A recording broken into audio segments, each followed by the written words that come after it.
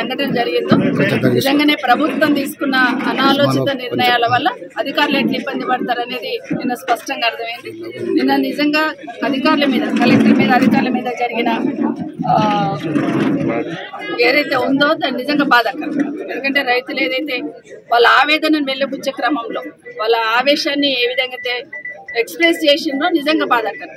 నిజంగా ప్రభుత్వాలు తీసుకున్న నిర్ణయాలతోని గతంలో తెలంగాణ రాష్ట్రం రాకముందు గతంలో జన్మభూమి అప్పుడు ఇలాంటి పరిస్థితులు చూసినాం. మళ్ళీ ఇప్పుడు ఇలాంటి పరిస్థితి తిరిగి ఈ రాష్ట్రంలో కనిపించింది. 10 సంవత్సరాలు కేసీఆర్ గారు ఉన్నప్పుడు ఎక్కడ చిన్న ఇబ్బంది లేకుండా ప్రజల మనోభావాలను గౌరవించి వాళ్ళ అభిప్రాయాలను గౌరవించి 1కి 10 సార్లు వాళ్ళతో మాట్లాడి వాళ్ళని కన్విన్స్ చేసి ఒప్పించి మెప్పించి ఏదంటే ల్యాండ్ అక్విజిషన్ చేస్తున్నారు. అంతేగాని ఈ విధంగా బుల్డోజ్ చేసి వాళ్ళకి ఏమి ఇవ్వకుండా, వాళ్ళకి అష్యూరెన్స్ ఇవ్వకుండా, భరోసా ఇవ్వకుండా ఏదైతే చేస్తుందో ఇది నిజంగా ఖండిస్తా ఉన్నాం.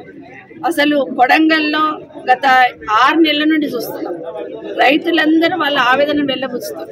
మాకు వద్దు, ఇక్కడ వెయ్యొద్దు అని చెప్తూ ఉంటే కనీసం ఆ స్థానికంగా ఉన్న శాసనసభ్యుడిగా గౌరవ ముఖ్యమంత్రి గారు వాళ్ళని మాట్లాడి వాళ్ళకు ఒప్పించి చెప్పాల్సిన బాధ్యతను విస్మరించి దాన్ని బుల్డోజ్ చేస్తూ మళ్ళీ నిన్న మీటింగ్ పెట్టే ప్రయత్నం చేస్తున్నారు. కాబట్టి నిజంగా ప్రజలు, రైతులు ఎవరైనా, ఏ రైతు అయినా భూమిని కన్నతల్లి సమానంగా చూస్తూ ఉంటారు. కాబట్టి ఆ భూమి పోతున్నప్పుడు ఆవేదన, ఆక్రోషం, బతుకుదెరువు ఎట్లా అనే ఆందోళన ఇవన్నీ కూడా కనిపిస్తూ ఉంటాయి. అట్లాంటి సందర్భంలో వినాల్సిన ప్రభుత్వమే పెడచెవిన పెడితే ఎవరికి చెప్పుకోవాలో అర్థం కాక ఆక్రోషం అంతా కూడా బయటపడుతూ ఉంటుంది. ఇప్పటికైనా అక్కడున్న శాసనసభ్యులు, గౌరవ ముఖ్యమంత్రి గారు మీ నియోజకవర్గంలో ఉన్న రైతులకి మీరు భరోసా ఇవ్వకపోతే రాష్ట్రంలో ఉన్న వాళ్ళకి ఏ విధమైన భరోసా కల్పిస్తారు? ఈరోజు మూసి అన్నారు, వాళ్ళు ఎట్లా నమ్ముతారు మీ మాటను? మూసి బ్యూటిఫికేషన్ చేస్తే ఈరోజు ఇక్కడ 4th సిటీకి రోడ్ అంటున్నారు అవసరం లేకుండా. వీళ్ళకి ఎట్లా భరోసా కల్పిస్తారు? మీ నియోజకవర్గంలో మీరు శాసనసభ్యులు ఉన్న ప్రాంతాల్లోనే మీ రైతులకి మీరు భరోసా ఇవ్వలేకపోతున్నారు. రైతులకి అక్కడ ఏదైనా గొడవ కాగానే టీఆర్ఎస్ పార్టీ మీద నిందేయడమే తప్పిస్తే వాళ్ళకి మేలు చేయాలనే ఆలోచన ఈ ప్రభుత్వానికి లేదు. నిన్న జరిగిన దానికి చాలా మంది రైతులను అక్కడ అరెస్ట్ చేసినట్టున్నారు. కలెక్టర్ ఏమో చాలా పెద్ద మనసుతో నా మీద దాడి జరగలేదు, వాళ్ళకున్న ఆవేశాన్ని ఆ విధంగా ఎక్స్ప్రెస్ చేసింది అనేది కలెక్టర్ గారు మాట్లాడుతూ ఉంటే, దాడి జరిగిందని పోలీస్ డిపార్ట్మెంట్ వాళ్ళు తీసుకెళ్లి ఈరోజు అరెస్ట్ చేసినట్టున్నారు. వాళ్ళందరినీ బేషరతుగా విడుదల చేయాలని కోరుతా ఉన్నాను. వాళ్ళ ఆవేదన అర్థం చేసుకోమని కోరుతా ఉన్నాను. వాళ్ళకి న్యాయం చేయాలి ప్రభుత్వం అని కూడా విజ్ఞప్తి చేస్తా ఉన్నాను. కానీ చిత్రంగా ఏమైపోయిందంటే, తను ప్రాతినిధ్యం వహిస్తున్న కొడంగల్లో అంత పెద్ద సంఘటన జరుగుతూ ఉంటే దాన్ని వదిలేసి గౌరవ ముఖ్యమంత్రి గారు ఢిల్లీ పోయినట్టున్నారు. అంటే ఎట్లా ఉందంటే, రోమ్ నగరం తలగడతా ఉంటే రోమ్ చక్రవర్తి పీడలు వాయిస్తున్నట్టు, ఓట్లు వేసిన వాళ్ళు ఎక్కడైనా పోని నేను మాత్రం ఢిల్లీ మాత్రం పోవడం తప్పదు అన్నట్టు వెళ్ళిపోయింది ముఖ్యమంత్రి గారు. ఇక్కడ కూడా మగర్మియగూడలో, లేమూరులో, తిమ్మాపూరు, ఇదంతా కూడా రాచలూరు, 4 గ్రామాలకి ఏదైతే మీరు 4th సిటీ అని రంగుల కళలు కనేటట్టు రంగుల కళలు చూపిస్తూ ఉన్నారో, ఆ 4th సిటీకి రోడ్ అని చెప్పేసి ఈరోజు 300 ఫీట్ల రోడ్ అంటున్నారు, 340 ఫీట్స్ రోడ్ అంటున్నారు. ఆ రోడ్ వేయడానికి ఈరోజు ఇక్కడ ఉన్న రైతులందరూ భూములు తీసుకోవాలని ప్రయత్నం చేస్తూ ఉన్నారు. ఇక్కడ ఎకరా 4 నుండి 5 కోట్లు పోతా ఉంది. మీరు ఇచ్చేది 19 లక్షలు. ఎంతవరకు న్యాయం అండి ముఖ్యమంత్రి గారు అని అడుగుతా ఉన్నారు. అసలు అవసరం ఏముంది ఆ రోడ్? ఒక్కసారి ఆలోచించండి. మీరు గౌరవ ముఖ్యమంత్రి గారు స్థిమితంగా 1 గంట కూర్చొని అధికారులతో ఆలోచించండి. ఇక్కడ నాగార్జున సాగర్ రోడ్ ఉంది, ఇక్కడ శ్రీశైలం హైవే ఉంది, మధ్యలో ఈ రోడ్ అవసరం లేదు. మధ్యలో కావాలని ఇంకో రోడ్డు తిమ్మాపూర్ రోడ్ కూడా ఉంది. కానీ ఇంకో 4వ రోడ్ ఎందుకు వేస్తున్నారు? మీ వ్యక్తిగత ప్రతిష్ట కోసమా? మీ వ్యక్తిగతంగా మీకు పేరు రావాలని ప్రయత్నం చేస్తా ఉన్నారు. నిజంగానే అది అవసరం లేదు. మళ్ళీ రైతులను ఇబ్బంది పెట్టాల్సిన అవసరం లేదని ఫార్మాసిటీకి ఇదే రావిరాల కొంగర నుండి ఒక సపరేట్ రోడ్ వేద్దాం ఫార్మాసిటీకి అని కేసీఆర్ గారు ఆలోచించిన అవసరం లేదు. ఇప్పటికే 15,000 ఎకరాలు తీసుకున్నాం కదా, మళ్ళీ రైతులకు ఇబ్బంది ఎందుకు కలగాలి? శ్రీశైలం నేషనల్ హైవే నుండి మధ్య నుండి రోడ్ వేయమన్నారు. కొత్తూరుకెళ్ళి ఒక రోడ్ వేస్తున్నారు ఫార్మాసిటీకి.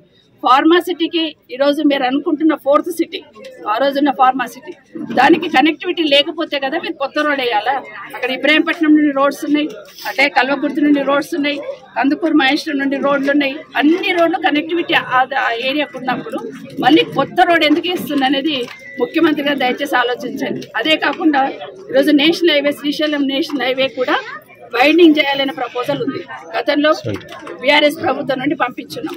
దాన్ని వైండింగ్ చేస్తున్నప్పుడు అది 8 లైన్ల రోడ్ చేస్తున్నప్పుడు అక్కడ ల్యాండ్ అక్విజిషన్ అవసరం ఉంటుంది, అక్కడ రైతులు సఫర్ అవుతారు. అదే 8 లైన్ల రోడ్ల మీద మీరు అనుకున్న డెవలప్మెంట్, మీరు అనుకున్న మెట్రో ట్రైన్ తీసుకురావచ్చు కదా. మళ్ళీ కొత్త రోడ్ ఎందుకు వేస్తున్నారు, ఎవరి కోసం ఈ రోడ్ వేస్తున్నారు అనేది దయచేసి ఆలోచించమని కోరుతా ఉన్నాను. మా రైతులు 400 ఎకరాలు ఇక్కడ పోతా ఉంది రోడ్ కోసం. నిజంగానే ఆ రోడ్డు మీద పోతున్న రైతులందరూ వాళ్ళ బాధ వెల్లబుస్తూ ఉంటే వాళ్ళ తాతల నాటి ఉన్న భూమి ఒకరొకరికి 1 ఎకరా 1 ఎకరా 1/2 ఎకరా ఉన్న భూమి ఒక్కొక్కరు 100 కుటుంబాలు ఆ భూముల మీద ఆధారపడ్డారు. 8 ఎకరాల భూమి మీద 100 కుటుంబాలు ఆధారపడ్డామని చెప్తా ఉన్నారు వెంకయ్య గారు. ఇలాంటి వాళ్ళందరూ రోడ్డున పడతారు. మళ్ళీ ఈరోజు వాళ్ళందరూ కూడా రోడ్డున పడే పరిస్థితి వస్తుంది. దయచేసి పునరాలోచించండి. ఆ రోడ్డు వేయదు. నిజంగానే వేయాలనుకున్నారు అనుకోండి, డెఫినెట్గా సహకరిస్తాం. కానీ ఈరోజు 4-5 కోట్ల పోతున్న భూమిని తీసుకుంటున్నాం మనం. ఎకరకి 4 కోట్ల 5 కోట్లు పోతా ఉన్నాం. మరి వాళ్లకు రోడ్ వేస్తున్నప్పుడు వాళ్ళ భూమికి భూమి ఇవ్వండి. గోల్డ్ ఎంత భూమి ఉంది, 15,000 ఎకరాల భూమి అక్వైర్ చేసి మీ చేతుల్లో పెట్టినాం. అందుకే ఒక 400 ఎకరాలు ఇవ్వండి. మా రైతులకి ఎంత భూమి పోతే 1/2 ఎకర్ పోతే 1/2 ఎకర్ ఇవ్వండి, 1/4 ఎకర్ పోతే 1/4 ఎకర్ ఇవ్వండి. వాళ్ళు బంగారు పల్లెల్లో పెట్టి మీకు రోడ్ అయినకి ఇస్తారు. అది ఆలోచించకుండా ఊరికనే పేపర్లో నోటిఫికేషన్ ఇచ్చేస్తాము తీసేసుకుంటామంటే ఏ రైతు కూడా భరించలేడు. దయచేసి పునరాలోచించండి అని మీకు మనవి చేస్తా ఉన్నాను. ఇదే కాకుండా ఈరోజు ఇక్కడున్న రైతులందరికీ కూడా పోతున్న రైతులకే కాదు, పక్కన ఉన్న వాళ్ళు కూడా అలర్ట్ కావాల్సిన అవసరం ఉంది. ఈరోజు ఏదైతే రోడ్ తీసుకుంటున్నారో రోడ్కి ఇక్కడ 1 కిలోమీటర్ అక్కడ 1 కిలోమీటర్ కూడా రైట్ అనేది ప్రభుత్వం తీసుకునే అవకాశం ఉంది. ఆ విధంగా ట్రై చేస్తా ఉన్నారు. దయచేసి మిగతా వాళ్ళందరూ కూడా అలర్ట్ కూడా పోతే వాళ్ళది పోయింది కదా వదిలేస్తే తర్వాత దెబ్బ తగిలేదు మీకే. మిగతా వాళ్ళు కూడా చూసుకోమని మరొకసారి మనవి చేస్తే ఇంకొకటి కూడా కావాలి నాకు క్లారిటీ. గౌరవ ముఖ్యమంత్రి గారికి ఈ రోడ్ విషయంలో మీరు మీ ఆఫీసర్లను పిలిచి మాట్లాడండి. లేదంటే మేము రైతుల పక్షాన రైతులతో పాటు మేము అందరం వచ్చి మిమ్మల్ని కలుస్తాం. మేము ఎక్స్ప్లెయిన్ చేస్తాం ఈ రోడ్ అవసరం ఉందా లేదా. నిజంగానే 2 నెలల నుండి రైతులందరూ రోడ్డు మీద పడి బాధపడుతూ ఉన్న ఇందిరా పార్క్ దగ్గర వచ్చి ధర్నా చేసినా మేము ఇన్వాల్వ్ కాలేదు. కొన్ని రైతుల కూడా వింటుంది ప్రభుత్వం అని ఆలోచించినాం. కానీ 2 నెలలు 3 నెలలు అయినా మా రైతులు ఎంత చెప్పినా కూడా ఈ రోడ్డు వద్దు అని చెప్పినా కూడా మీరు వినని పరిస్థితుల్లో ఉన్నారు. కాబట్టి శాసనసభ్యురాలుగా నేను ఇక్కడ సపోర్ట్ వచ్చిన. నెక్స్ట్ టైం మీరు ఏం చేస్తారు, బీఆర్ఎస్ పార్టీ సపోర్ట్ చేసి అభివృద్ధిని అడ్డుకుంటుంది అంటారు. అభివృద్ధిని అడ్డుకోవట్లే. ఈ ప్రాంతం బాగా అభివృద్ధి జరగాలని ప్రతి క్షణం మీకు సహకరిస్తాం. కానీ ప్రజలకు ఇబ్బంది పెట్టొద్దని కోరుతా ఉన్నాను. ఎందుకంటే నిన్న కొడంగల్లో ఇష్యూ జరిగింది. వాళ్ళ ఆవేదన ఆక్రోశాన్ని వెళ్ళగక్కినప్పుడు బీఆర్ఎస్ పార్టీ సపోర్ట్ చేసింది అంటారు. బీఆర్ఎస్ పార్టీ రైతులు ఇబ్బందులో ఉన్నప్పుడు, ప్రజలు కష్టాల్లో ఉన్నప్పుడు ప్రతిపక్షంగా 10 సంవత్సరాలు పాలన చేసిన పార్టీగా ఖచ్చితంగా సపోర్ట్ చేస్తాం.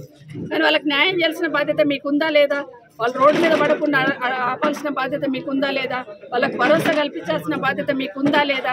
మీరే భరోసా కల్పిస్తే వాళ్ళు ఎందుకు రోడ్డు పైకి వస్తారు, మీరే భరోసా కల్పిస్తే వాళ్ళు ఎందుకు ఆవేశాన్ని వెళ్ళగక్కుతారు. మీరు భరోసా కల్పించలేరు కాబట్టి వాళ్ళు రోడ్డు మీదకి వచ్చినారు. రోడ్డు మీద పడి వాళ్ళు ఏడుస్తున్నప్పుడు ప్రతిపక్షంగా వెళ్లాల్సిన బాధ్యత మాకు ఉంటుంది. అది మర్చిపోతున్నారు ముఖ్యమంత్రి గారు. ఎందుకంటే గతంలో మీరు ఎన్ని మాట్లాడున్నారు ప్రతిపక్షంలో ఉండి చూసినాం కదా. కానీ ఇప్పటికైనా ఆలోచించండి. ఇప్పటికైనా అనవసరమైన ల్యాండ్ అక్విజిషన్ ఆపేయండి, రైతులను ఇబ్బంది పెట్టకండి.